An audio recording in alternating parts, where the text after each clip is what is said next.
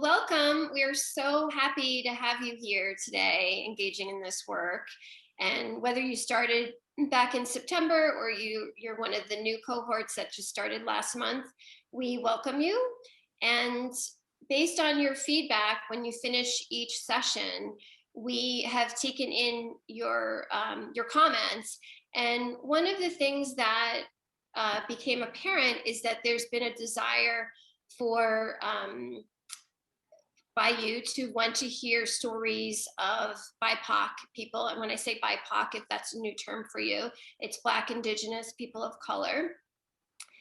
And in complete transparency, I hesitated on this because as a lifelong learner committed to my own work, dismantling my racial conditioning, I know that that responsibility falls on me as a white person to do that work for myself and with other white people. And unless I'm going to a diversity educator who happens to be BIPOC, what I have learned is that I do not place the burden on people of color to educate me. And so it just feels like the ultimate white privilege to sit back as an armchair learner and not have engaged in diverse personal relationships for my life. And then to have that desire to learn their stories and then just request that, can we have BIPOC people come tell their stories? It just feels like, oh God, is that aligned with what feels right? And it didn't. And so I had a lot of conversations with Jess and Lizelle and our greater small workshop group who's behind the scenes. And I also spoke with our panelists, and there was a level of enthusiasm, of a desire to want to be part of the solution and want to engage in this work to help bring our awareness to what it needs to be for us to create change and greater awareness on how being good white people and their white silence, when we show up without the tools to speak up, or with a nervousness, or if I speak up, am I going to still be liked by my other people? All of the layers that come with that. So we are compensating our panel today with some of the donations that you contributed to when you joined this. And I just want to emphasize that this is a very rare opportunity. And I know this crowd is similar to me and a bit of multitaskers. So I'm going to ask you that you set all your distractions aside, that you're not checking email, or you're not answering texts. You're not keeping the chat alive with personal comments to your friends, but really and keeping your video on if you're able to. I know that there's some people that are not able to because of injuries or whatever, but really allow their stories to be felt in your heart and your mind and your body, and be fully present to what they share with us today. Because, I don't know that I would be so willing to get on a Zoom call and rehash experiences that had strong emotions for me, that maybe brought up shame or embarrassment or anger or trauma. And so I just can't emphasize enough of what a special opportunity this is, and that this is truly sacred space, and that we're asking for you all to hold that in that way, because the sharing is truly priceless. And so I will hand it over to you, Jess. Thank you, Eileen, for such a great introduction. And thank you for all of you on the call for being here and choosing to be present. For those of you who don't know me, my name is Jess Jordan, one of the co-facilitators of the workshops. And I just want to go through what our call will look like today, and cover a few logistical things. First off, I want to call out that we are recording this meeting, and so if you choose to share a question or would like to share, and at the end when we have question and answer, if you feel uncomfortable with being recorded, please let us know and we can stop the recording in the moment.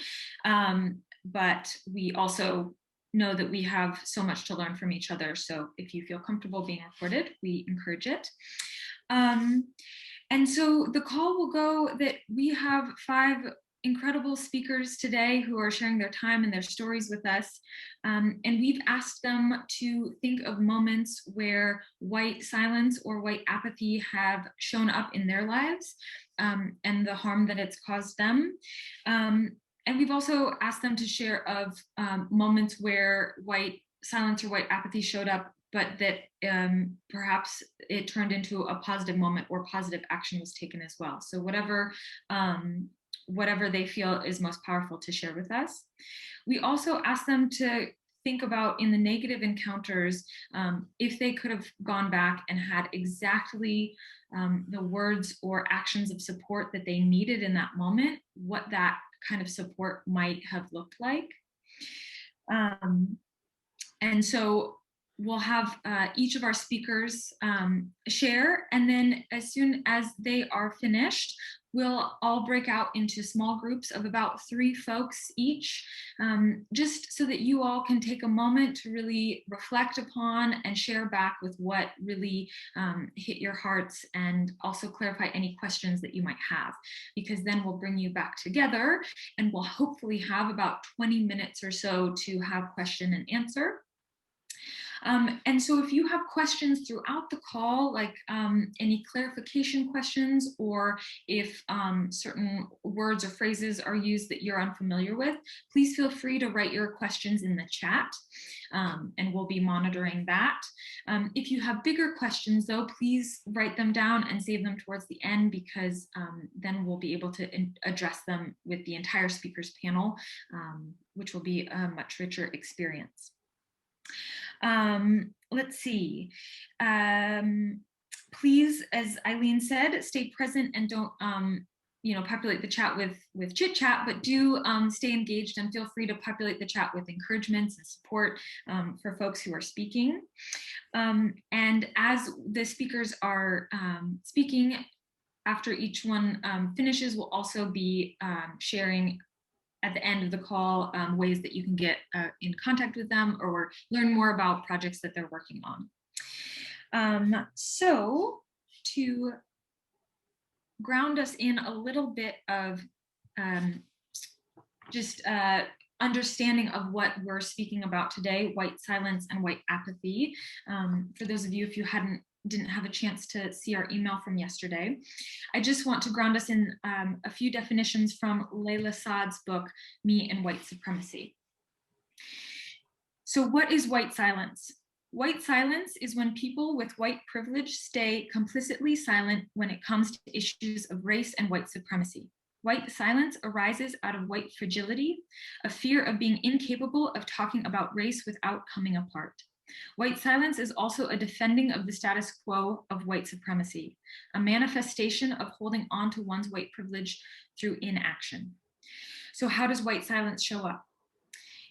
By staying silent or making excuses, changing the subject, leaving the room when your family members or friends make racist jokes or comments.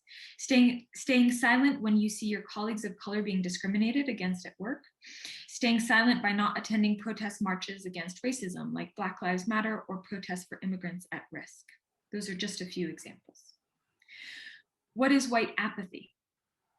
White apathy arises as a self-preservation response to protect yourself from having to face your complicity in the oppression that is white supremacy.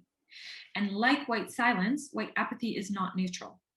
It is easy to judge intentional and planned out acts of racism as the only manifestation of white supremacy. However, intentional non-action of white apathy is just as dangerous as these intentional actions of racism. How does white apathy show up? by practicing white silence, white exceptionalism, and inaction because of your attachment to the idea that you are a good white person, by doing very little anti-racism work and therefore not understanding just how urgent the work is, overcomplicating what it takes to practice anti-racism using various excuses that allow you to procrastinate or become overwhelmed by the work that needs to be done, using the excuse that because you did not create white supremacy, it is not your work to dismantle it. And lastly, by using phrases such as, it's really sad that this is happening, but it's not my problem. Or, I wish I could help with your cause, but unfortunately, I'm just too busy or tired right now. It's just not a priority for me. So with that, I would love to introduce our first speaker, someone who you all, or most of you, know and love well, Lizelle Jackson. Lizelle is originally from Palmdale, California, but now resides in Marina del Rey, California. A self-described sugar addict, surfer, traveler, and outdoor person, Lizelle loves surfing, finding the best desserts in town, and chilling with her pets. She is the co-founder of the nonprofit surf organization Color the Water and a member of Team Onyx, the first all-Black adventure racing team. Lizelle is graciously sharing her stories with us about white silence because she wants to help white allies understand the power they wield and that silence is complicity. So with that, I'll turn it over to Lizelle. Thank you. Hey everyone, good to see your faces. I know we're short on time, but I chose kind of a situation to cover, I guess, a little bit more of the apathy aspect of what we've been talking about. And so my story starts in Spain, where you know, at a fancy 5-star hotel, and we just finished hiking, and I'm headed back to my room. And you know, when I get up to the top of the stairs into the hallway, like I realize, you know, I need to have my key to get into a different hallway to get access to the room. So I stopped in the hallway, and you know, I put my backpack down on this chair that's there. It's, you know, next to a couple of the other rooms. I'm rummaging through my backpack, and I'm trying to find my key. And you know, after a couple seconds, like this woman comes out of her room. And you know, I was at the chair that was right next to her room, and she kind of just looked at me in surprise and was like a little visibly shaken, you know, as I'm sure she wasn't expecting anyone to be standing outside her door. You know, and to kind of like ease her anxiety, I smiled and said hello, and instead of a reply, she just turned her head and kind of walked away. And then her husband followed suit. He came out, you know, I nodded to him, and he nodded back. And you know, I let them go on their way, and then you know, returned my attention to my backpack. You all have backroads backpacks, you know how messy they can be. So I'm still looking through trying to find this key, and it took me a couple minutes to find it. And you know, when I go to leave, I look into the stairwell, and there's a woman standing there, and she's just staring at me, looking at her doorway. And you know, I'd been there for a couple minutes. It wasn't like she just came out of her door and then left. Like she had gone down the stairs, and then something in her head made her come back up and just stare at me in front of her door.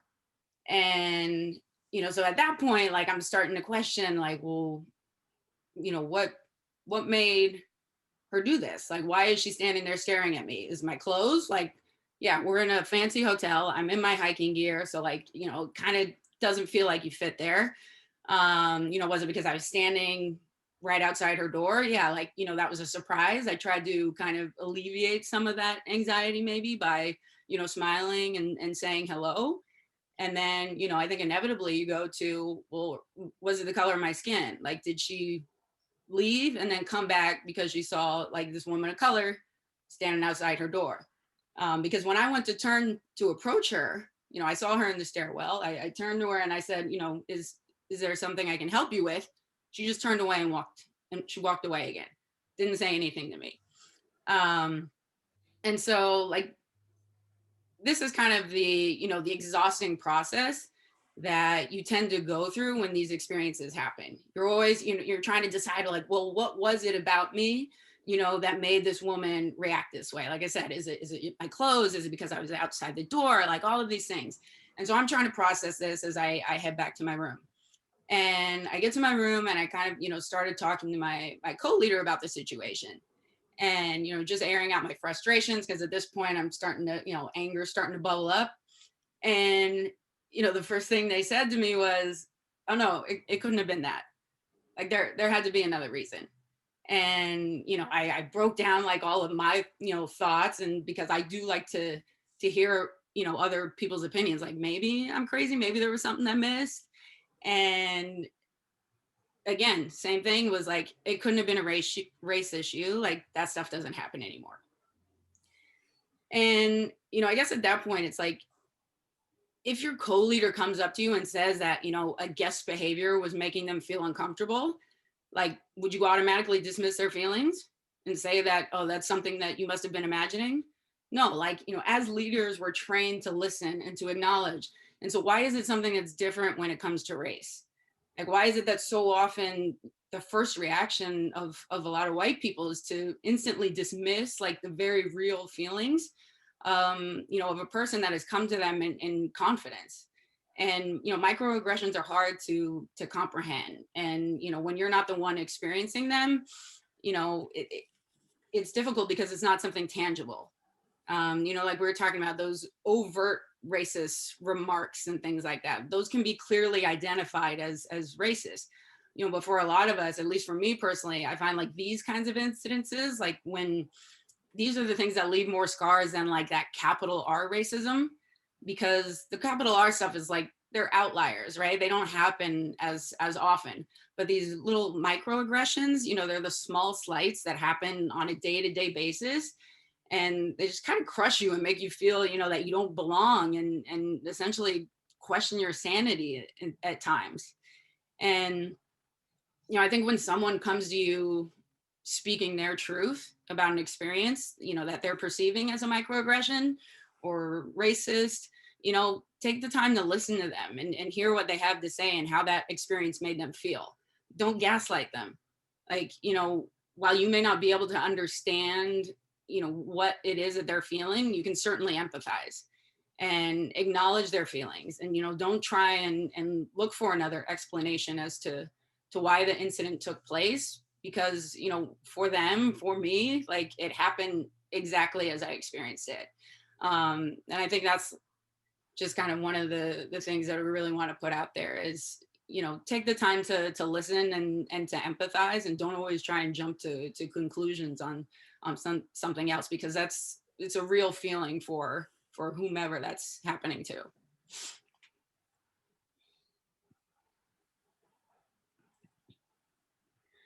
Thank you, Lizelle. Thank you. Yeah, beautifully said. So we're going to move to Lev next. And Lev is a friend of mine, and he grew up in New York and lives in the SF Bay area. He describes himself as a speaker, a writer, a people lover, a tree hugger, and a love and compassionate activist. And he's particularly interested in work around children being housed and fed. He enjoys walks near the ocean, supporting people in feelings of not feeling enough, and sharing meals with others, which of course during COVID has been challenging. So he's doing this work today with us because he appreciates the work that we're doing around racism, and wants to support our healing as Americans from the social constructs that divide us as a community, and also, interestingly, said the aspects that divide ourselves within ourselves. And he offers mindfulness meditation, diversity trainings as tools for shifting towards more authentic living, and using love and compassion as the ultimate gateways to living and understanding others, our community, and our planet. So welcome, Lev. Hi, Eileen and everyone. Thank you so much. I just looked at the bios yesterday and I realized mine is so long. Thank you for sharing all of that. Lizelle, thank you so much for your share. It was beautiful to hear about your experience and your explanation around microaggressions. It feels I want to tie in a little bit. In my work, I do work around dismantling microaggressions, and one of the examples that I use is just bringing up what it's like to be a female and be offended repeatedly throughout your life, like at any time, and having other men in the room and nobody says anything to support you, and just want to, just to see that there's alignment with many of us. And of course, men experience microaggressions as well. It's about class and everything. But just to know that when you have that experience, you can call that up as when it's happening to someone, in this case, people of color, who for sure can experience it from the moment you leave your house until you come back at the end of the day, if not at home as well. So I wanted to share just a little vignettes around my experience around white silence. And what came up for me was my buddy in like 8th grade, 7th, 8th grade. We were really close friends, and there was a test coming up. And I was experiencing a lot of traumas at home. I wasn't always going to school. I read and I went in and took a test. And I don't know if that was it, but she was so convinced that there was no way I was going to do better on a test than her. And when I did, it was like her sulking was amazing. And she would identify as white, I believe. Another instance is, and then of course, I didn't have the sensibility to break that down because my community was so diverse that it took me a while to see what was white violence and what was white silence in a general sense versus individuals and their behaviors. Let's see, of course I wrote these notes, now I can't read them. I had this job where during the Black Lives Matter movement, right as the Black Lives Matter movement was moving forward, we've been watching people getting murdered, and Orlando happened. And I was at an LGBT center where we stopped everything. We started having lunches together. We had time for gatherings and discussions. And when it came to, and a white person on staff said, is there something we can do about the Black Lives Matter movement? One of the supervisors there, a person who I quote said, I took diversity class in college, like I think I've got it. Her response was that the Black issue is too huge, and so everybody needs to deal with it on their own. So we did all this energy around our LGBT selves, but nothing around our Black experience. Let's see. I'll shift from my notes and just talk a little bit about how in our society we have issues and concerns around vulnerability already. Like we know that's there. We're not taught to emote.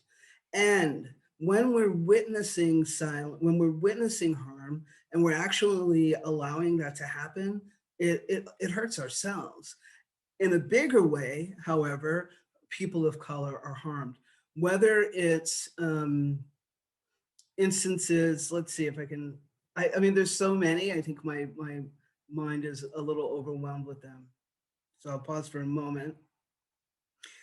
Lizelle mentioned like easing anxiety, and this way in my life that I have shrunk myself in a space where I know white supremacy is in charge in order to eat because I need a job. And every time at any particular job that something was said that was racist and someone else didn't stand up, they just encouraged me to shrink more. I just want to name that. And or should you speak out? I remember having someone about 6'3" get in my face about something, and it was about respecting someone else. And I was really like, I literally said, I think we're here to support this person who happened to be a transgender woman. And this person got really outraged, stood up, got in my face and stood over me and started screaming. And they only did that because they could get away with it. And I just stood there and breathed. It's not the first time that people have gotten aggressive with me. My mindfulness practice is strong. I walked away when they were done, and I came back and I said, I think, we're supposed to be here to support people, right? And literally, probably in that tone, but a little bit more nervous. I got written up for that. I've heard stories about people. One gentleman I spoke to while I was doing some grief work for a Black tech, for an organization. It was 1,000 people. They had 7 Black people on staff. I was offering some grief circles for them last year. Just listen to those numbers. And one guy told a story about being in an organization where he was talking about wanting to build some POC community, and was soon told that and eventually he was told that he wasn't a good fit, even though he was doing great at his job. So one of the ways that we are impacted is that they come after us. They come after us. It impacts us financially. Let's see, how many more minutes do I have? 2? Great. All right.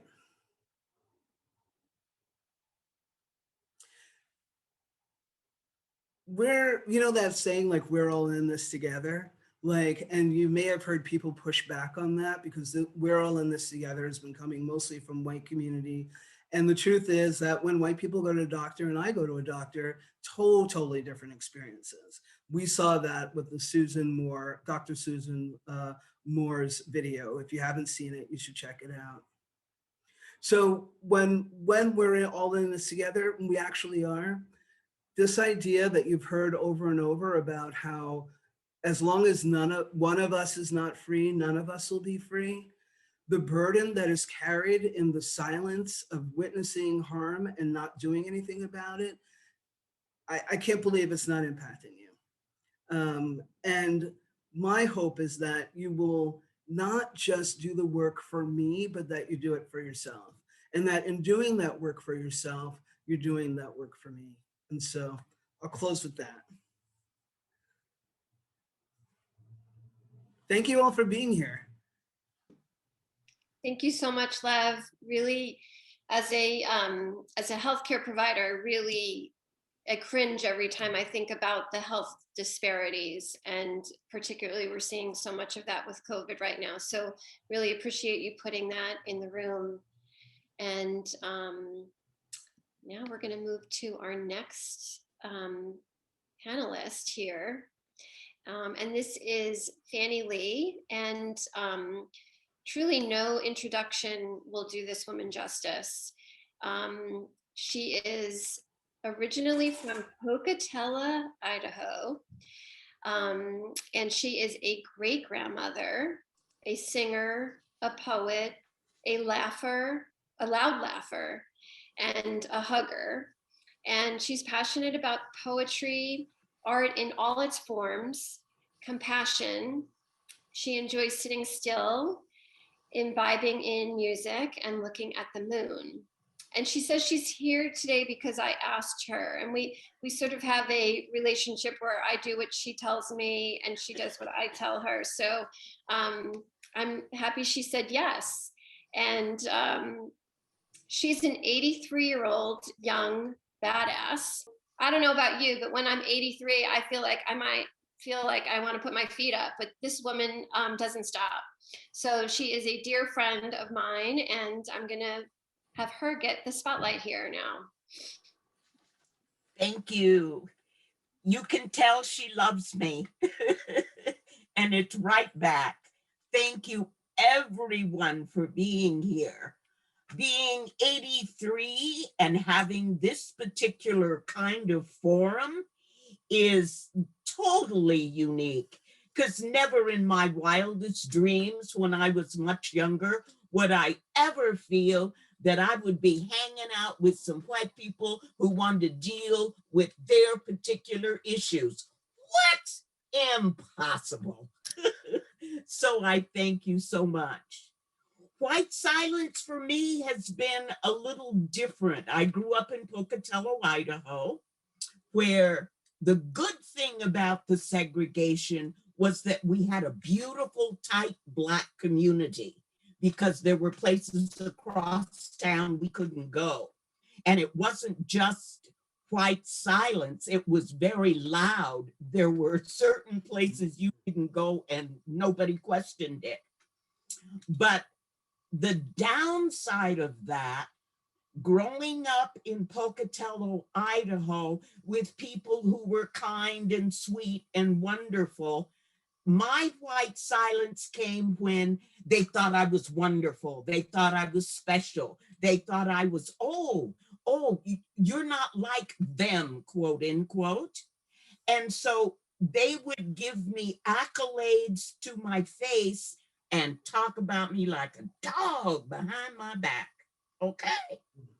So it's like there another particular kind of white silence because they didn't know how to deal with upfront issues. Whereas in the South, when I went to the South, they were upfront with their prejudice and no, we don't like you and this is why and that. So it's like that very insidious white silence gave me a false sense of reality. So when I got out into the world, it was like shock, whoa, boom, boom, boom, because I heard what was going on behind my back. So I would say, whatever your issues are, bring them to the front and let's deal with them on the table. If they're good, bad, ugly, whatever, let's deal with them. It's okay, because that's the way to heal. When you open up the wound and get all of the blah, blah out so that you'll be able to heal. We both will be able to heal whatever the issues are.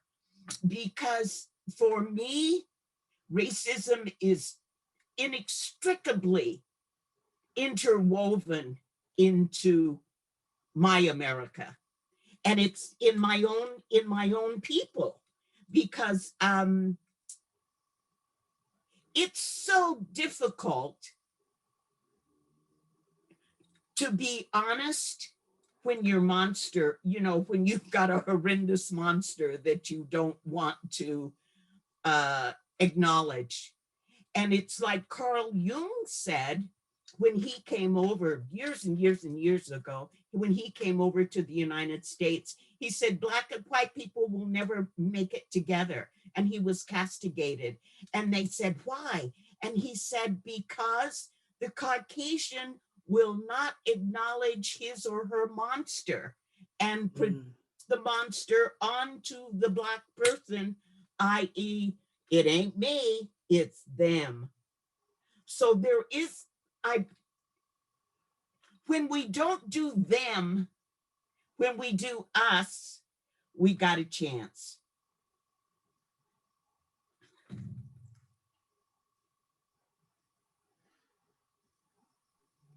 Honey, you got 4 more minutes if you want to. Oh, goodness gracious. Okay. The other thing is I have to be quite upfront about is racism within my own home. It's like my mother was from Texas, and Lord knows what that woman went through, as a Black woman in Denison, Texas. So what she did when she was raising me, she pushed me into Caucasoid society, how to do the manners, how to do this, how to do this, how to do that, because that was her sense of freedom. If I can get her into the Caucasian world, then that will be her freedom. But the hindsight, the really wounding part on both of our parts was that I became very Caucasoid, and she resented me for it. But we couldn't talk about it. We couldn't open up and talk about it. So there's racism that gives wounds that are way beneath the surface and way into our literal souls when it comes to dealing with each other. My mother and I never totally resolved that, but I forgave, because it's like it was hard to be pushed and pulled, to be pushed to do the right napkin, do the right this, do the right that, all of the things that she had learned from, you know, working in the white lady's kitchen. And then also being resented when I did it well. So it was a balance. It's such a wounding racism. It wounds on every level that you can imagine. Talk about onion and peeling for Black people, for white people, for all of us, for our relationships within our family. There are total wounds. Let's get rid of it. Let's get rid of it. I'm done. Amen to that. Let's get rid of it. Thank you so much. Thank you so much, Fannie Lee. And we're going to move now to Ernest. And Ernest was born and raised in San Francisco. He describes himself as a son, a brother, a previously incarcerated man, a change agent, and a peaceful, quiet individual. And he's passionate about encouraging change of previously incarcerated men and women, and also working with at-risk youth. He enjoys bike rides, walks on the beach, sitting in dimly lit places, listening to music, which makes me think that we need to have you and Fannie Lee get together in dimly lit places, listening to music when this is over, when COVID's over. And then he's here to increase awareness and encourage change. And he's overcome 24 years of incarceration and 5 years of parole. And he is a good friend of Kelly English and a new friend of mine. So welcome, Ernest. Thank you very much. Let's add Eileen. I can never pronounce her last name correctly, but there's another Eileen on here, good friend of hers as well. Coming into this, I didn't know where exactly I wanted to start, but I'll start with one phrase, and it's like, now I understand. The bullet points that were sent to me on what we should talk about, I'm going to cover probably just about all of them in a number of very short stories. I hope this isn't too much for a lot of people. If there's kids in the earshot, I advise them to stay and just deal with what's going to be said. Second or third grade, roughly 7 or 8 years old, corner of Masonic and Geary, at a bus stop with 2 of my cousins. I was a kid. We watched an older white lady get into an argument with a man that was parking his Cadillac to go into a bar that was across the street. As a result of the argument, the lady was very pissed off. She was also there waiting for the bus, and the guy said, "F you," and walked off into the bar. The lady then began spitting on his car. And I looked into the bar window and I noticed him looking at her spit on his car. And maybe about 2 or 3 minutes later, he came out and grabbed this little Black child by the back of his shirt, slammed me up against the car to wipe the spit off, and blamed me for spitting onto the car. I sat there listening to all the other white people that were at the bus stop saying, that is wrong. He should not have done that. 4th grade, I went to a Catholic school in San Francisco by the name of Notre Dame de Victoire. 1 grade ahead of me was Gavin Newsom. We always played on the same basketball team. I was interesting to go back to something that Lev said about a teacher earlier. Sister Berger always thought that I never paid attention in class. She would throw pop quizzes up in front of the entire class and say, okay, everybody complete this by this time. And when all the classes were in, she was always trying to figure out, why was the little Black boy always getting everything right? Okay, maybe I wasn't paying attention, but I am smarter than you might think that I am. For 4 or 5 pop quizzes during that entire year, she held me back in the 4th grade just because she didn't understand how I was smarter than everybody else in the class. I was the only Black kid in the school at the time. To later have her tell my father while I was incarcerated, I should have actually done more talking to some other people and other teachers, but I didn't. And I apologize to you for holding your son back in the 4th grade when he should not have been held back. 11 or 12 years old, placed in out-of-home custody because I was a constant runaway because of problems going on at home. Maybe somebody should have believed the Black kid when he raised his hand on molestation. Maybe people shouldn't have said, well, it didn't happen to you because you're Black. He wouldn't have done that to a Black boy. He might have done it to these white boys, but he would not have done that to a Black boy because you guys are not worthy enough. To find out, my parents did not hear about that until 2010 for one of my final parole hearings. 1987, arrested for murder. My fault. It was an accident. It did not happen intentionally, but still, I acted a certain way to bring the guns into my possession and then entered my home when I should not have. Played with the gun and took my sister's life. That year, 4 Blacks to every 1 white male was arrested for a crime, ranging from something minor to something major. Just a disproportionate, just that word. During the incarceration, being slammed against the wall time and time again, being searched because I was assumed gang member, because I was assumed to be transferring drugs from one place to the next. Just to hear the white officers that were cool with me, man, they shouldn't have done that to you. You know, everybody knows better than that. So now I can learn how to use my voice. Why didn't you say anything? Well, because I can't, because it's against the code, or I can't because if I do, then I'm gonna be a sympathizer for you. Or maybe you can because it's the right thing to do.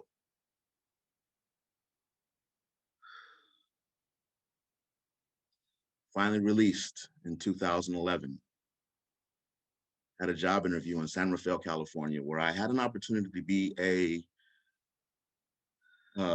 personal assistant for a lady that owns a very popular Puerto Rican food restaurant there. The job interview was hooked up by a friend of mine, who was one of the volunteers in San Quentin, a young white lady. And she said, you'll be great for this. You know, I'm gonna go on the interview with you. We're gonna talk about all this and we're gonna get everything hashed out and everything, blah, blah, blah, whatever. Interview was probably the best interview I ever had in my life, because I think in that interview, I was able to actually change minds and move mountains, despite being just previously released after 24 years of incarceration. During the interview, the lady says, well, you were in San Quentin. I know a couple officers in San Quentin. And I'm like, okay, there's either one side of officer that she knows, the ones that think that I was not treated fairly, or the ones that think that I was just another Black kid in the system. And she happens to call this officer Shanjua, who was also a Black officer from Africa. And the moment he heard my name, he started crying and gave all the praise in the world to me. She made her mind up. Not only was I going to be her personal assistant, but I was going to educate all the young waitresses, all the young staff that dealt with people, that dealt with the customers, because there's been a lot of reports going in that they are not exactly respectful. This is what I love doing this, because with the foundation that I am a co-founder of, the Alliance for Change, we work with the students at USF or San Francisco State University to help them get past this white silence thing, to help them stand up and speak up for what's right when they see the wrong. Don't put yourself in jeopardy, but stand up for what's right. But this is a chance for me to work with more youth, more kids, teenagers, young teenagers, early 20s. And I was excited, and her husband was not. His exact words was, he actually belongs in the kitchen washing dishes. And she says, no, this is my business and this is where he's going to be. Well, you know, I don't trust him. And this was actually all discussed right in front of me. And I sat there with the friend to my right, who is perfectly silent. And she didn't say a word. I looked over at her twice, not one word.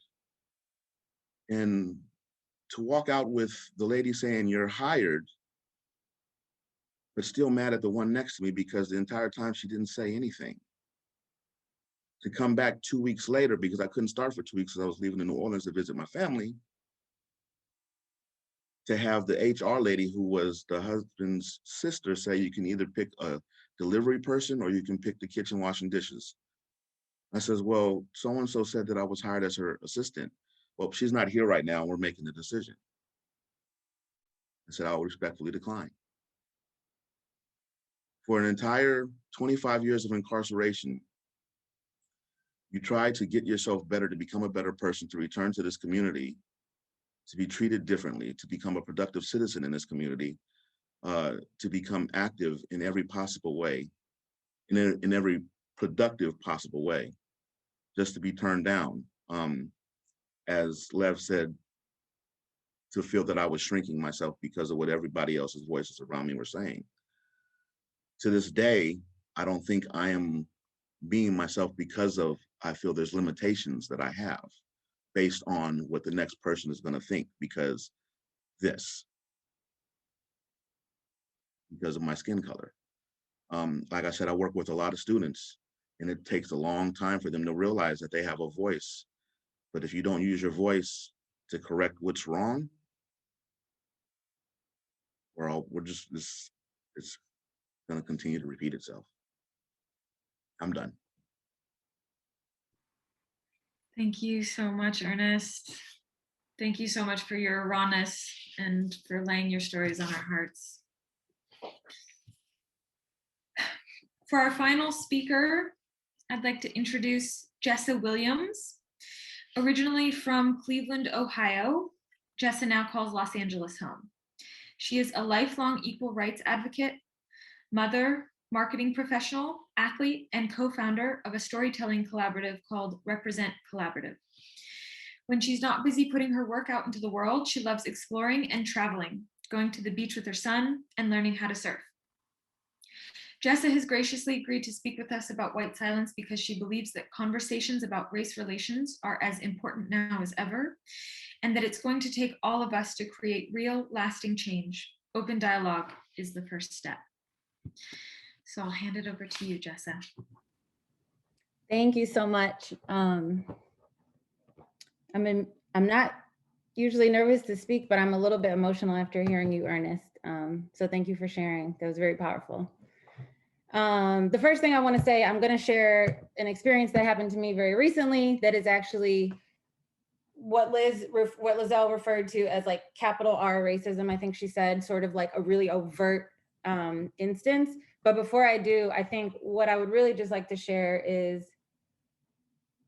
you know, what a year we've all had, all of us, in terms of awareness and what we've seen and what's been represented every single day on our screens, be it our phones or be it the TV screen. And I think my point with this is I'm so happy that everybody on this call is even on this call and like wants to approach this subject, right? Like I get that it feels uncomfortable for people, but I think if you approach it and if we all approach it with the understanding that all of us, not just all the white people on the call, all of us have a colonized mind, like it may feel a little bit less scary to kind of approach this topic or these conversations, because you know, we live in America and American society is built on what it is built on. There's no undoing that. And so I think that's step one, is just understanding and admitting that to ourselves, that we all have a colonized mind and we have to free our own minds in order to see any type of progress, you know?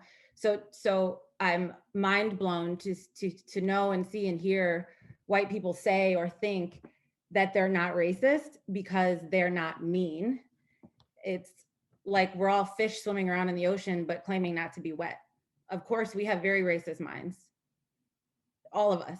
And so that's like step one. So I love to see all these people on this call, like this is what it's going to take, is open dialogue like this. The instance that I was going to share with you guys today is something that, like I said, just happened to me recently. And I want to say that this is something that is way more uncommon than some of the microaggressions that maybe Lev or Lizelle or, you know, Fannie Lee, Ernest, that everybody shared. And for me personally, it's those daily, sometimes multiple daily microaggressions that are actually way more hurtful, and that pull you down and drag you down and distract you and take you out of your mood, take your head out of where it needs to be throughout your daily life. But these sort of bigger acts of racism, like the one that I'm going to share with you, because maybe they're less personal or they happen less often, they might not feel as hurtful, but they are ones that can become dangerous. So my story very quickly is about, I guess, 2 months ago now, a month ago, I was surfing because I'm learning how to surf in Lazelle's surf group, Color the Water. And I was walking down to the very far end of the water to stay away from what's called the lineup, which is the lineup of all the surfers in the water catching waves. Because as a beginner, it's best for me to just find my own space where I feel safe and confident to learn, right? And while in the water, there's the people that I'm with, another Black girl and 2 guys. You know, they're kind of off to the side in the water. And on my other side, there's 3 white guys surfing. And I hear out of the corner, you know, I hear in my periphery, I guess you could say, fucking nigger. And I'm like, there's no way I heard that. Like, I literally just dismissed it. Like, I must have misheard. And I tried to just keep doing what I was doing. Then I heard it again. Now, mind you, I'm learning how to surf. I'm not a surfer for real yet. I'm in the ocean, learning a new thing, trying to just literally stay alive, paying attention to like the waves that are coming at me. How am I positioned on my board? What do I need to do? So I'm already in a very vulnerable, very uncomfortable space. And now I hear this guy screaming, fucking nigger. I don't address him. I turn to the other 2 white guys that were near him. And I'm like, yo, what's up? He's talking crazy. Go get your boy. To the other 2 white guys. And I guess in an instance of white apathy or silence, you know, which is the theme here, they tried to just brush him off instead of seeing, how can I help you and what do you need? Because you have to understand, in that instance, I'm not just offended. You think I've never heard the N-word before or been called out of my name? Like, I'm not just Black, I'm also a woman. You know what I mean? So like, I'm not just offended. I was like, if somebody is this bold to do this, is he going to come after me? Is he going to try and hurt me? I don't feel I can protect myself right now. I'm in the water. So I was wildly outside of myself in terms of my comfort level and really fearing for my safety in that moment. And these 2 white men that could have easily stepped in and taken care of the entire situation for me just said, oh, don't worry about him. You know, he's just wild. He's just crazy. He just needs somebody to, you know, like set him straight. So long story short, I get out of the water, of course. I told one of the guys that I was with what was going on. Both of the 2 guys that I was with, of course, he didn't know that I was with 2 guys because they were further down. And one starts chasing him in the water and one comes out onto the sand and starts going after him on land. By the time we end up to where the bulk of the surfers are, my friend is telling him, you need to get out of the water and go apologize and you need to leave. You know, he's kicking him out and telling him like, get out of here. And the guy comes out of the water and is screaming at me, I'm so sorry. I'm so sorry. Please don't hurt me. Please, please don't hurt me. I'm so sorry. Cowering. As if I was the aggressor. And you know, the term Karen, that is what that is. And that is a perfect example of how situations like this can turn absolutely deadly for Black people. And it's all these things running through my mind right now of like, as a Black woman, I can't even be protected by my male counterpart here in the same way that as a white woman, you can be protected. Because this man is now acting like he's scared because my guy friends are now with me. And so he's flipping the situation. And so now I'm on top of all of this, also fearing for if a cop comes because they see a commotion, or a lifeguard, is my Black friend going to be in jeopardy here? And so my point to you is, I was flooded with messages because the story circulated through the surf community after this happened from so many white people, which is nice that they reached out saying like, I'm sorry that happened to you, but so many people saying, I would have definitely done X, Y, or Z. I would have definitely done this. And that's nice to say, but I think in real time, people, because we're taught silence, especially for white people, is something that is taught even from being a little kid. If you call out, you know, why is that girl black? Why is that man black, mommy? You're shushed and you're taught not to talk about race. And so I wish that if any one person would have got out of the water and helped, or just said, hey, what's going on? Are you okay? As I know would have happened if they saw a white woman being screamed at or berated on the beach. They would have gotten out of the water to see if she was in any harm. I just want you to understand, step one, how much power you wield just by having white skin. And so just take that extra moment, take that extra step. If you see anything going on, to say, to make it your business, because you have the, if you're white, you have the power in this country. So I thank you guys for being here today. I think, again, that is sort of more of an extreme case that doesn't happen as often, but if you do have any Black friends and they don't talk to you about this kind of stuff, you don't have any Black friends, because every single person of color has stories and experiences like this, that just because you may not know about them or they may not express or vocalize all the time doesn't mean that they're not carrying around with them sometimes daily, you know, from microaggressions all the way up to something like that. But thank you guys, you know, for your time today, and I hope you continue to explore this. Thank you, Jessa. And thank you to all of our speakers. Wow, for the vulnerability and for taking the time to share that, in order to let that sink in even more, and also share back what has impacted your hearts the most. We're going to go ahead and break out into small groups. We'll have about 6 minutes. So if it'll be groups of 3 to 4. So if you can, you know, allocate the time amongst yourselves, we'll try to do the countdown timer to let you know when you've got a minute left.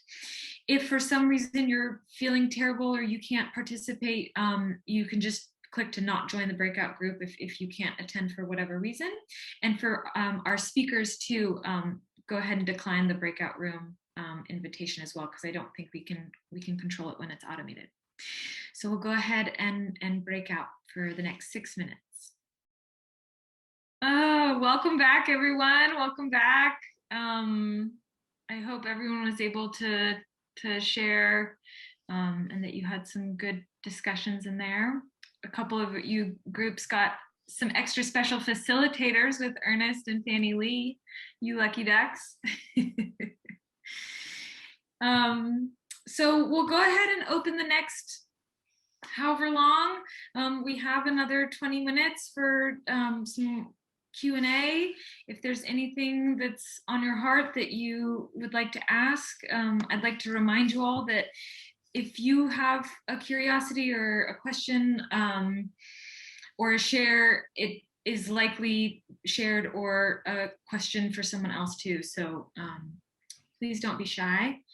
And yeah, Eileen, anything else to add before we hop into?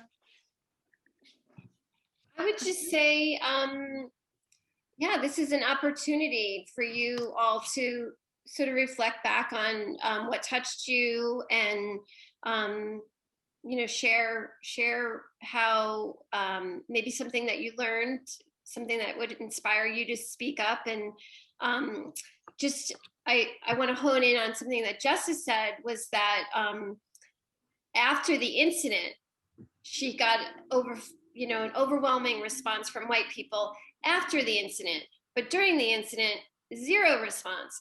And so and the people that spoke after were all said, I know in that situation, I definitely would have spoken up. And in reality, that's not the truth. Like, there's been studies done, you know, psychological studies where people are given a video to watch and they say, I would speak up, I would have done this. And then they also test people in the scenario and they don't speak up. So, you know, and it's because we've been conditioned to not want to disrupt and, you know, figure out what are your own barriers to not speaking up, and, you know, use this panel and this group to discuss, you know, how we can move through that. And it looks like we've got a question from Melissa, so go ahead. Hi, my question was for Ernest, and of course, what you shared about your friend sitting next to you, not saying anything during that interview. It's just sort of shocking and horrifying. And I'm just curious if you talked with your friend after that and had that conversation. Um, I had a brief discussion with her. We actually don't even talk anymore. And it's not as I don't know if it's as much as a result of what happened that day, but um, I think even just the fact that me saying I wish you would have said something while we were in the midst of this discussion and all this was going bad. You've known me inside and you've known me out, and in the other situation you would step up and say something, but today you did not say anything. But it pretty much ended at that. And actually, that was actually the last time that I saw her. It might have been the occasional check-ins on Facebook or text message for birthdays, but even that ended back in maybe 2013. Hmm. I feel like that's one of those moments too where she could have used sort of an education on that too, and it could have been like an honest conversation, but it doesn't sound like she was really willing Well, anyway. and I don't, I don't really wish ill will on anybody. I mean, things happen in all of our lives for reasons. People enter our lives for seasons. In this case, you know, you I've worked with a lot of people that have been in and out of the prison system on both sides of the fence. I've worked with the men and women that I've been in, and there's a humbleness that they have, and there's an eagerness and an education that they want to gain. I've worked with mostly white women because it's mostly white women that come to volunteer in the prison system. My actually the director for the board for my foundation, her name is Dr. Kim Richmond. She often says that the white women carry a burden for the history of what white men have done to African American men. And she actually practices what she preaches. She gets herself in trouble too, don't get me wrong, but she practices what she preaches. And it's her students that actually do follow her, but the simple fact that this individual was one of those ladies that was inside and fighting for what we want to learn to fight for what's right, just sat there quietly and said nothing. It's like I felt like I failed almost to a degree because I thought we did better than that in the sessions and the classes that we had, but it happened. Thanks. May I ask what reason did she give you, please? No reason at all. She stayed quiet about it. Ooh, ooh. Okay. She did agree that she should have said something, but that's not a reason. Yeah. And of course, that was too late. Can I just add one last thing? Molly Aiken asked me about how do I keep my sanity? Hard work, long length of time, learn patience. And I think the one thing that I learned is it's very detrimental to self if you sit up there and you harbor negative feelings about people. Kelly knows that I've been mad at a couple of people at the club, but I don't hold on to it that long. I might gripe about it from time to time, but stuff happens.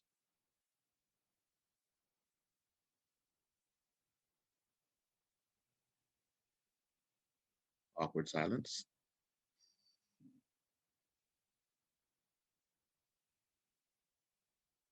Any other questions? Hey, Go Lee, ahead. Lee, Yeah, go go ahead and ahead. unmute yourself there. Sorry. Yeah, I wanted to add that, oh, was somebody else?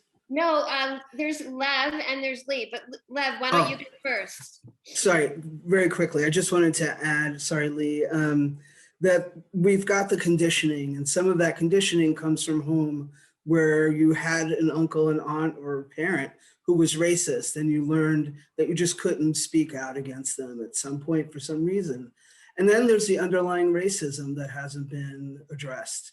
So sometimes it's innocent, and sometimes it's that's not my problem. We just want to bring that in as well. We would look at the bigger system, we wouldn't be having this conversation now if it wasn't for white silence throughout the centuries of this country. So it's not all innocent. There is this level of complicity, of like supporting the system. I don't know what happened to my words, but thank you. And it's not just white silence. I think if you go into a lot of neighborhoods, if you go into the prison system, there's a lot of times where something will happen to a white person or something happened to a Mexican person. And if the blacks see it, the first thing they're going to say is, none of my business, turn around and walk away. It's the same thing. I have been guilty of that from time to time. There is, I think there's a term, like I've been definitely played the role of colluder. I've colluded with racism and white racism. Yeah, right. That is not the same, because my colluding does not have the power that the white people around me have. I can't change the system whether I want to or not. That's partly why we're here. But there are many white people who have the power to change the system. So it's not quite the same, just on the power wise. Thank you, Ernest. Lev, what does colluding mean? Simply to go along with. To go along with. So, you know, Molly and I have known each other for a really long time, and she's not racist. And that's because I've already learned how to absorb so many microaggressions. To some extent, I might actually believe that, right? Or want to. So I'm colluding with this idea of Eileen saying, well, maybe you could take a class, and, you know, so sorry, Ernest. No. Thank you. Okay, Lee, did you still have a question?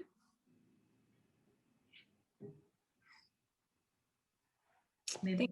It wasn't a question. It was, I wanted to acknowledge Liesel's comment in terms of really being witness. I think, you know, being someone who tends to be optimistic, looking for the positive, wanting to make someone feel better by, oh, that's not what they meant. I'm sure that was a misunderstanding. But hearing from her so clearly the damage that does, while intentionally trying to make someone feel better and sort of assuage them and calm them, in actuality, it is hurtful. And even if you can't make something right with words that sort of undo that harm, just being witness to it and just like sitting with it and being present and acknowledging it is so important. And it's one thing that I will definitely take away in terms of that mindfulness. Thank you for sharing that. Yeah. Yeah, I just want to add, Lee, I really appreciate you saying that, because, you know, I think we've thought a lot about how to speak up when we see, particularly on a trip or something, for those of you that are backroads related people, if there's a derogatory comment, like a sexual innuendo, or they say something sexist, we've gotten a little bit better about, as a co-leader, speaking up and saying that that's not going to be tolerated here. And we have more work to do around race, you know, like, where are you from? Like, where are you really from? Or you're so well spoken. You know, all of those little things that, if that is something that you receive feedback, you know, and you're just to be a silent observer, acknowledging and not denying it is really helpful of just bearing witness to their experience, because it's not, as a white identified person, we have no idea, you know, what that would feel like. So to minimize that, I really appreciate you bringing that into the room.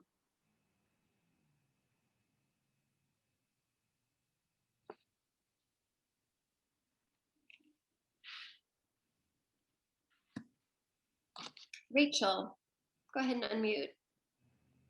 I want to say thank you to all the presenters. It's been amazing to kind of get your different perspectives on this issue. It feels really rich. Thank you, Fanny Lee and Ernest and Lev and Liesel. And my question was sort of for Jessa, and I was really touched by your statement. I think your kind of parting statement. It was like, if you don't have Black friends that aren't telling you about these kind of stories, you don't have any Black friends.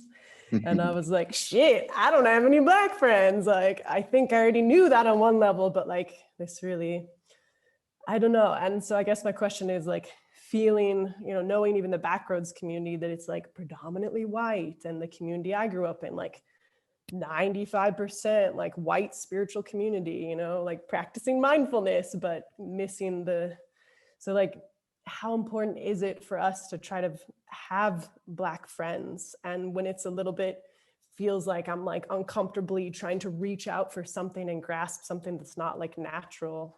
Like, what's your take on that? Yeah, thanks, Rachel, for sharing that. And I think it is important for the progress of all of our humanity. Yeah, go find you a Black friend. Like, I can't, this will sound how it sounds, but like, I can't not deal with white people. For the quality of my life to be what it is or what I want it to be, I have to not only deal with white people and be friends with white people, I have to be good at dealing with white people. I have to. Like, I have to do that to put food on the table for my son. Like I cannot navigate the professional working world or any kind of working world and receive a paycheck unless I'm really good at talking to and befriending and making white people comfortable. And so like, it's hard, I think, to even hear that there's white people that are just like, I just don't even, and it is your environment, but it's like, yes, I think it's a great question. And I think my answer is like, it's not weird, or maybe it is weird, but push yourself, whether they're Black or just whether they are not white, to befriend or talk to or strike up conversation with or really build some kind of relationship with a person of color. And I think it's important for all of us in humanity. I mean, in terms of the experience I shared, I don't go home and think about that guy that called me, the N word, an effing B word, told me if I don't like it to go F myself. I mean, he went on and was screaming at me and harassing me in the water. When I think back to that day, what hurt me was the probably 60 or 70 other white surfers in the water that like allowed that to happen to me. Mm-hmm. There's always going to be somebody that's bold and wild and full of hate. I don't expect anything more out of that guy, but the letdown and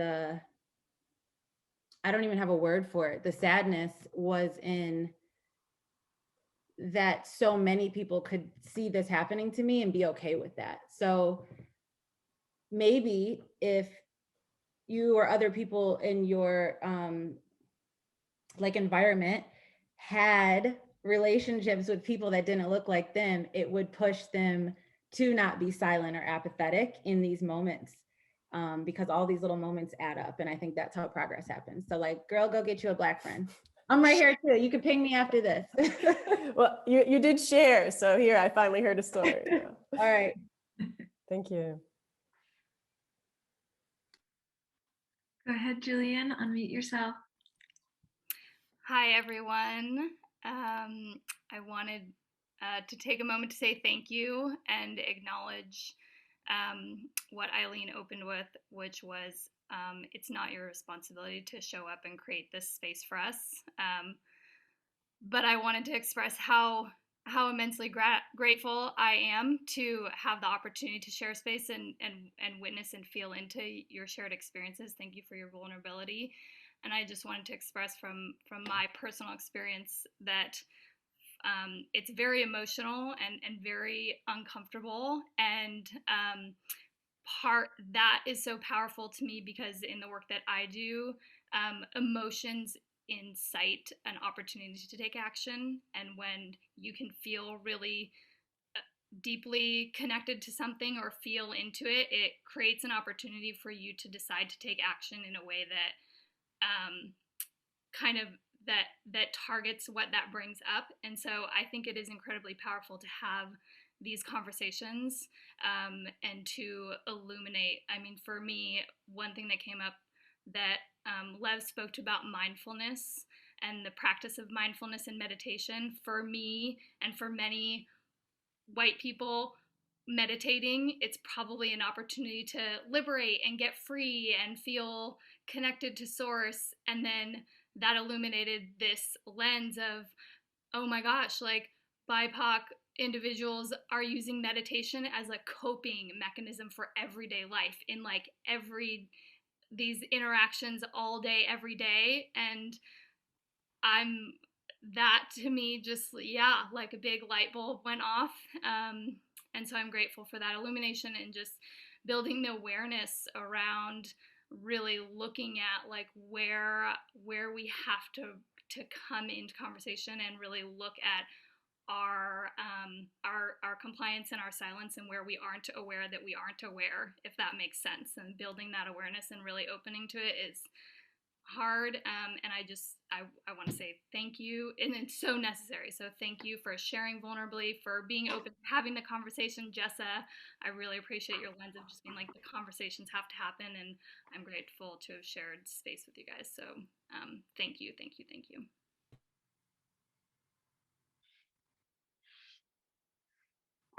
We have time for about one more question or comment or share if anyone would like to. White men, where y'all at? I want to hear from a white man before we get off this call. Okay, I'll jump in. Hey. I guess I have a question. I guess it kind of ties into, because I surf and know this doesn't tie into surfing, but everything else. Like I had a conversation with a friend who's older, who's a school teacher, and she didn't deal with big R. She dealt with subtle things of like, I don't want to send my kids to public school.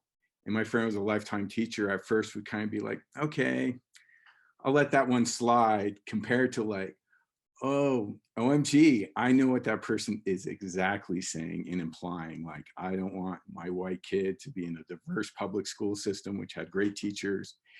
And just when those interactions happen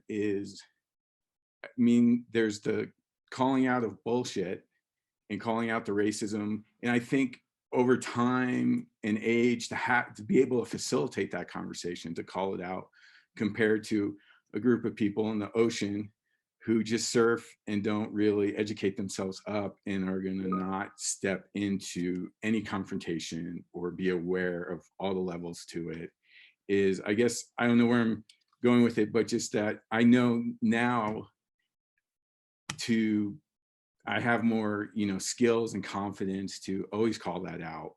Because before, and how I grew up and where I grew up and the Black friends I had as a young kid, and seeing, all those issues in real time. But now it's taken time to, I guess, to just step into the space with any confidence and to de-escalate or just call it out. Because there were times when someone said something, I was like, did you just really say that?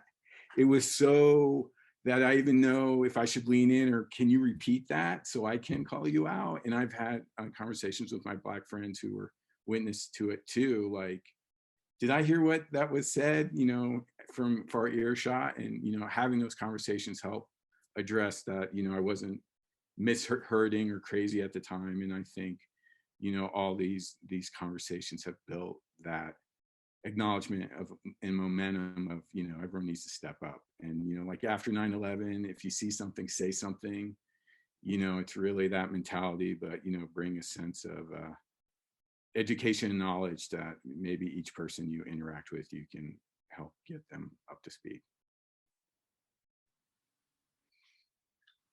Thank you for sharing, Mark.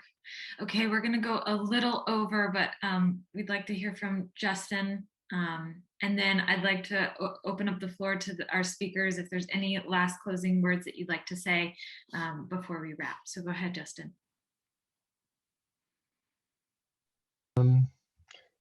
So I just, want to talk about and ask about surfing to Lizelle. And, I'm a very avid surfer, and it's tricky in my mind to, think of how I can, play a part in making the water more diverse, because it is not diverse at all.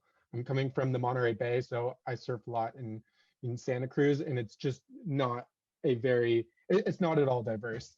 And so I just want to ask you about Color of the Water and, your organization, and what do you feel like are some of the, issues that hold that prevent the ocean from being a more diverse place that you've seen? Well, Justin, you've already helped us out a lot. But I think, there's a lot of barriers to entry, right? For the sport. Surfing is not a cheap sport. You have to have the equipment, your wetsuit, your surfboard. But a lot of it is simply access to the beach, right? I mean, you can take it way back when you talk about redlining, especially here in Los Angeles. Like, Black people were removed from their, coastal properties. If you look at places like Bruce's Beach, and they were forced inland, and that is something that has stayed. And so just getting to the beach takes time. It takes money. You have to have parking, and you have to have, the time to get there. So, and this is something that we recognize, within Color of the Water, is like surfing is a luxury, right? Like it's not something everybody has the time to do. And for that matter, this is back roads, like the outdoors. Having the ability to go and take advantage of the outdoors is a luxury. And so a lot of people just say that, right? They're like, oh, well, Black people want to go hiking. Why don't they go hiking? Well, if you don't have a car, or if, money is tight, like, how are you going to do that? And so that's just kind of what we're working on at Color of the Water, is breaking down those barriers, having, wetsuits available for people, having, surfboards available for people to go out. But there's also, even if you have access, and like most of our surfers, they've got good paying jobs, they're able to take the time off to come to the water. There's still this fear, and maybe, not necessarily a sense of safety for entering a space that is predominantly white. I mean, Mark, Justin, you're surfers. That first time you go out there, you go to a new beach, you're not a local, right? That's intimidating. You're checking out the scene. Like, surfers aren't, the friendliest people sometimes. And so now imagine doing that as a woman, right? You may be the only other person out there that's different. And now imagine doing that, Jess's case, as a Black woman. You don't feel safe there, because potentially you're not going to be protected, and that you're an outsider, because there's localism is huge in surfing as well, right? So automatically, just you showing up there, people know that you're not from here. Why? Because you've been forced inland. You don't have the people on the coast there. And so, you go into these spaces too, and you don't have any skills. You've never been surfing before, but nobody is there. You don't have an uncle, or a dad who grew up teaching you how to surf. You just got to go out here on your own, but then you're getting yelled at by all the people in the water, because you're doing something wrong. And so we just want to create this space where people can come and they feel safe, and they feel like this is something for them. Because when you show up and you're different, it doesn't feel like you belong there. And those are things that we have to deal with in our own community too. How many times have we heard, oh, Black people don't swim? Like, that gets put in your head over and over. And so when you go and do that, then it feels like you're doing something outside of what your community expects from you, right? And like, I know I felt that in Backroads. Like, that was my experience the whole time there. It's like, I felt like I was kind of, I don't know, like I'd stepped away from like this Black side of me, because I was partaking in all these activities that, for my whole life had turned, people told me were white. And so by us creating this, this safe space where people can go into the water and be with a group of people that look like them, it just alleviates that stress and that fear that, they're not going to be accepted, and that they can come to however they want to. They don't have to fit a certain image of, what a surfer looks like, because that's a big thing, for our community as well. Like when you go surfing, you don't think people are going to accept you as a surfer if you don't look the part, right? Well, why do you have to look the part? You're just going out into the water, you're having fun. So you come and show up however you are. And, I think for you, Justin, like if you're looking to get involved, there's affinity groups up and down the coast, that are doing this work, all up in Monterey, in San Francisco, down here too. And I think that's just a testament to how, you know, important this is for people, and how, and to, you know, show that Black people do these things. Like it's not a myth, and we're not outliers. And this is the first time in my life, like, you know, we go to the beach with Jessa and there's, you know, 20, 30 of us out there. Like never in my life would I have imagined that. And so we're not unicorns or anything like that. We're out here. We just need the opportunity to be allowed to get out there. Thank you for sharing that. Thank you, Lizelle. And thank you for your question, Justin. Okay, we've already gone over and we want to respect everyone's time, but to our beautiful speakers, if there's any last thought bubbles or closing words you'd love to leave us with, please feel free to unmute yourselves.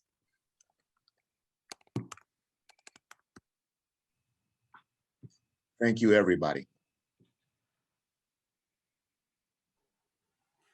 Yeah, I want to say just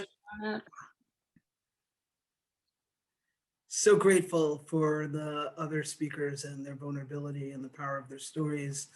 And I just want to leave with quoting Fannie Mae, "Not them, us." Thank you all for showing up.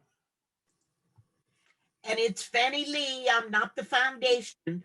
I'm so sorry. And I know you, that's even worse. But that means I don't see you enough, darling.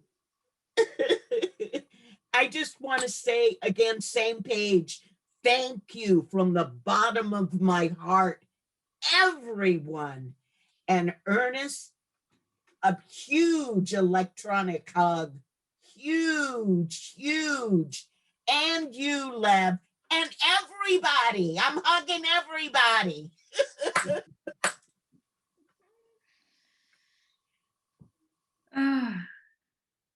Well, thank you. With that, big electronic hug.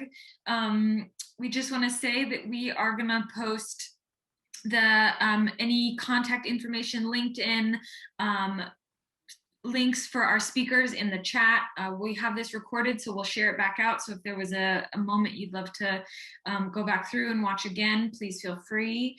Also, if you feel moved to contribute further to our speakers or to any of the causes that they are working on, that will all be in the chat as well. We very much encourage and welcome it.